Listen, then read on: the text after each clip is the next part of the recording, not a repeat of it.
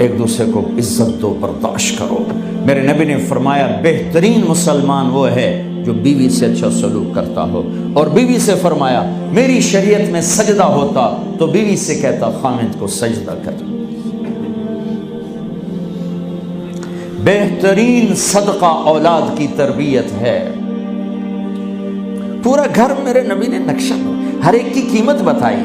ماں تیرے قدموں تلے جنت، کا کاش میری ماں زندہ ہوتی، تم دیکھتے میں کیا کرتا، میں عشاء کی نماز کے مصلی پر ہوتا، میں سورۃ فاتحہ پڑھ رہا ہوتا، ادھر سے آواز آتی میری ماں کی محمد، تو میں نماز توڑ کے کہتا لبیک اماں جان۔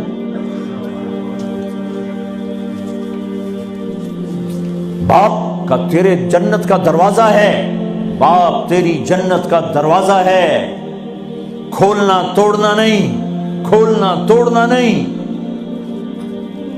توڑ دیا تو جنت میں نہ جا سکو گے۔ سب سے بہترین مسلمان جو بیوی سے اچھا سلوک کرے، سب سے بہترین عورت جو اپنے خامند کی منشا کو دیکھے۔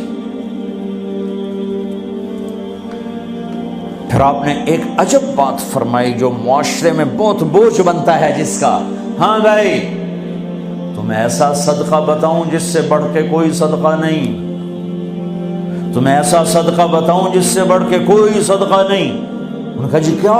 کہا الابنۃ المردودہ، جس کی بیٹی کو طلاق ہو گئی یا بیوہ ہو گئی اور گھر واپس آ گئی ماں باپ کے، یا ماں باپ نہیں ہے تو بھائی ہیں، وہ ایک بوجھ بنتی ہے ماں باپ پر بھی، اور بھائی تو ویسے ہی باغی ہو جاتے ہیں۔ میرے نبی نے فرمایا اس بچی پہ خرچ کرنا کائنات کا سب سے افضل صدقہ ہے۔ گھر، ایک گھر کیسے چلتا ہے؟ ہمارے ہاں پنجاب سندھ بلوچستان سرحد میں بہنوں کو وراثت میں کوئی حصہ نہیں ملتا، سب بھائی کھا جاتے ہیں۔ میرے نبی نے فرمایا جس کو اللہ نے 2 بہنیں دیں اس نے ان کا حق ادا کیا، شادی کی حق ادا کیا۔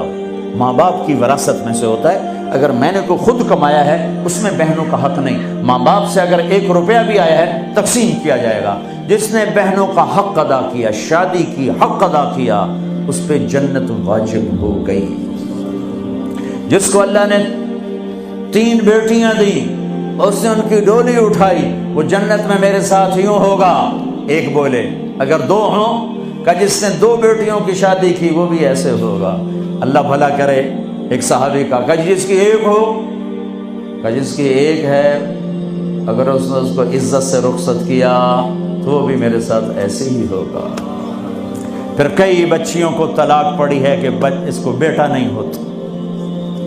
یہاں آنے سے پہلے کا واقعہ، پنڈی سے بچی رو رو برا حال اس کا، میں تو فون سنتا ہی نہیں ہوں ایسے کہ میرا تو کلیجہ پھٹ گیا ہے۔ ہے کہنے لگی کہ سسرال نے کہا تھا بیٹی ہوئی تو طلاق دے دیں۔ میں نے کہا اس میں میرا کیا قصور ہے، اور بیٹی ہی ہوئی اور مجھے طلاق پڑ گئی، اور میں گھر آ گئی 22 سال کی عمر میں۔ بیٹی دینے والا اللہ اور ظلم کرنے والا سسرال۔ میرے نبی کو اللہ نے بیٹے دے کے اٹھا لیے، قاسم اٹھا لیے، عبداللہ اٹھا لیے، ابراہیم اٹھا لیے، 4 بیٹیاں دی، 3 زندگی میں اٹھا لی، زینب، ام کلثوم، رقیہ، تینوں آنکھوں کے سامنے چلی گئیں۔ فاطمہ سے نسل چلی، آپ نے فرمایا لوگوں کی نسل بیٹے سے چلتی ہے، میری نسل میری بیٹی فاطمہ سے چلی۔ اس لعنت کو دھویا۔ عورت کا کیا قصور ہے اگر اس بیچاری کو بچیاں ہو رہی؟